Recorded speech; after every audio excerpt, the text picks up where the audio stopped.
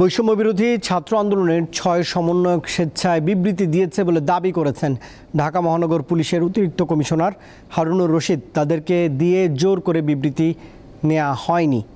শীঘ্রই তারা পরিবারের কাছে ফেরত যাবে বলেও জানানো হয়েছে। সোমবার দুপুরে ডিবি কার্যালয়ের সামনে বৈষম্য বিরোধী ছাত্র আন্দোলনের সমন্বয়কদের বিষয়ে সাংবাদিকদের সাথে কথা বলেন ঢাকা মহানগর পুলিশের অতিরিক্ত কমিশনার হারুনুর রশিদ। এ সময় তিনি দাবি করেন, কোটা আন্দোলনের সমন্বয়কদের দেয়া বিবৃতি নিয়ে যে গুজব ছড়ানো হয়েছে তা সঠিক নয়।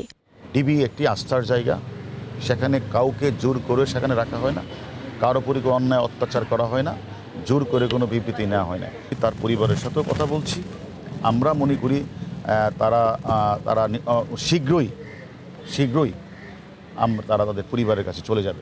সাংবাদিকদের এক প্রশ্নের জবাবে তিনি বলেন, এই সমন্বয়করা নিরাপত্তাহীনতায় ছিল বলে এক সংবাদ সম্মেলনে জানিয়েছিল, তাই নিরাপত্তা নিশ্চিত করতে তাদের ডিবিতে আনা হয়েছে। ডিবি হেফাজতে থাকা সমন্বয়কদের পরিবারের সদস্যরা তাদের সঙ্গে দেখা করেছে। কেউ যদি আসলে ইনসিকিউর ফিল করে আমাদের কাছে সে বিষয়টা আসে, তা আমাদের দায়িত্বের মধ্যেই পড়ে তাদেরকে বিষয়টা দেখভাল করা। আমরা সেই হিসেবে তাদের সিকিউরিটির পারপাসটার কারণেই আমরা মূলত তাদেরকে আমরা দেখভাল করছি।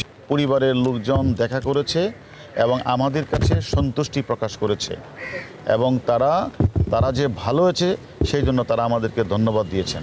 ৬ সমন্বয়কের সঙ্গে দেখা করার পর তাদের স্বজনরা জানান, ৬ সমন্বয়ক স্বেচ্ছায় বিবৃতি দিয়েছেন, জোর করে বিবৃতি নেওয়া হয়নি। আমার ছোট ভাই হাসনাত, সে ফোন দিল যে ভাইয়া আপনি আসেন, দেখে যান। আমি আসছি, কথা বলছি, আমি যে অনেক কিছু জিজ্ঞাসা করছি, বললো যে সব কিছু পজিটিভ, কোনো ধরনের কোনো এদের সাথে রাফ বিহেভ করা হয় নাই। না, ভালো আছে, ভালো আছে, যথেষ্ট ভালো আছে, ওরা সুষ্ঠু স্বাভাবিক আছে, ওদের তেমন কোনো ই করা হয়নি, কোনো প্রেশার হয় নাই, স্বেচ্ছায় খুব ভালো আছে।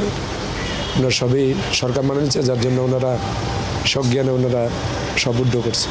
রবিবার রাতে ডিবি হেফাজত থেকে সব কর্মসূচি প্রত্যাহারের ঘোষণা দিয়ে দ্রুততম সময়ে শিক্ষা প্রতিষ্ঠান খুলে দেওয়ার আহ্বান জানান ৬ সমন্বয়ক।